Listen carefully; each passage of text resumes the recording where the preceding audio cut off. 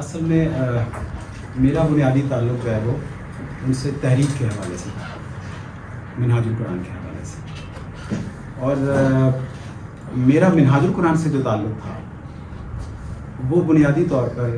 مطلب ایک مذہبی تحریک تو وہ تھی ہی، عشق رسول کی تحریک تھی اور ہے لیکن جو آگے چل کے جو شعور کی جب منزلیں ہم نے طے کی تو مجھے لگا کہ تحریک منہاج القرآن کا جو سول آبجیکٹو ہونا چاہیے وہ ریولوشن ہونا چاہیے، یعنی یہ تھی میری تھاٹ. اور میں چونکہ 87 سے تحریک سے وابستہ ہوں، وہ شاید میرے بہت بعد آیا تحریک، تو وہ پھر جس وقت قبلہ قرآنی فلسفہ انقلاب کی چیزیں کر رہے تھے تو انقلاب جو تھا وہ یعنی ہمارے ذہنوں میں دلوں میں وہ گھر کر گیا تھا کہ اس کے علاوہ کوئی چیز سمجھ نہیں آتی. لیکن انقلاب قادری صاحب نے تو سمجھا دیا تھا، لیکن تحریک کے اندر اس لیول کی ڈائنامک پرسنالٹیز جو ہے نا کہ جو ہمیں یہ بلیو کروا دیں، وہ قادری صاحب کے علاوہ کوئی اور نظر نہیں آتی تھی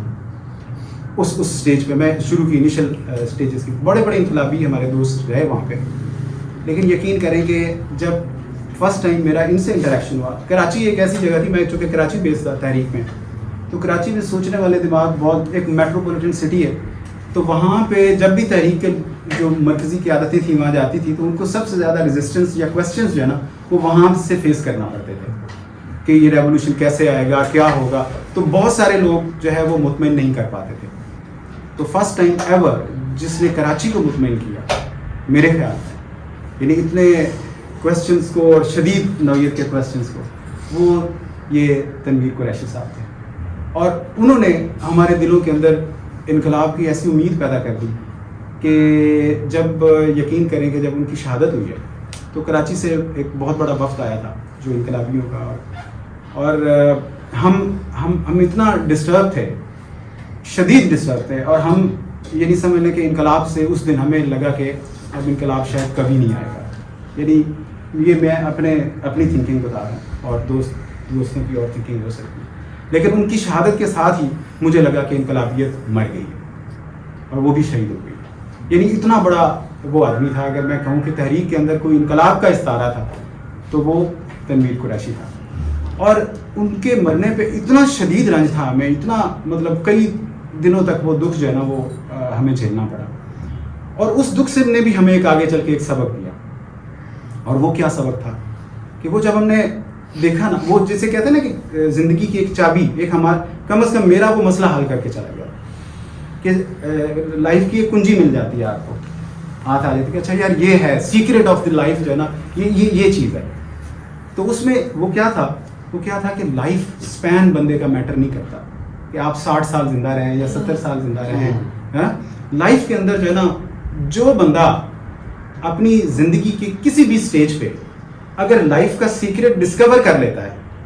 تو اللہ تعالیٰ کہتا ہے بس تیرا کام ہو گیا، تو میرے پاس آ جا، جانے دے، بس تو اب ادھر نہیں رہنا. آپ سمجھ گیا نا؟ یہ چیز مجھے جو ہے نا ان کی یعنی وہ اتنا یعنی دھچکا لگا تھا کہ اس کو پھر میں لائف کے بارے میں سوچنے لگ گیا تھا کہ یار لائف ہے کیا پھر. یعنی اس لیول کے لوگ بھی جو ہے جو امید ہوتے ہیں اللہ تعالیٰ ان کو کیسے اٹھا لیتا ہے. تو وہ جو کہتے ہیں نا کہ سرمد جو وہ کہتے ہیں لا الہ، یعنی ہر آدمی کو اللہ تعالیٰ زندگی بھی دیتا ہے، دولت بھی دیتا ہے، لیکن جو آدمی کہتا ہے نا کہ نہیں میں لا الہ الا اللہ پڑھوں گا، مجھے تو کوئی خوف نہیں، اللہ اس کو آزماتا ہے.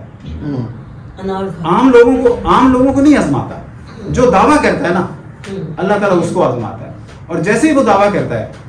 اور وہ اس آزمائش میں پورا ہو جاتا ہے تو اللہ تعالیٰ اس کا امتحان، اس کی لائف، اس کا وہ اپنی آبجیکٹو پہ پہنچ جاتا ہے. اللہ کو اس چیز سے غرض نہیں ہے کہ بعد میں لوگ کیسے جئیں گے، کیسے زندہ رہیں گے، وہ اس کا امتحان تھا، وہ اپنے امتحان میں کامیاب ہو جاتا ہے. اور میں سمجھتا ہوں کہ وہ کیپ ہے نا وہ مجھے وہاں سے ملی، اور اس کے بعد اب ہمارا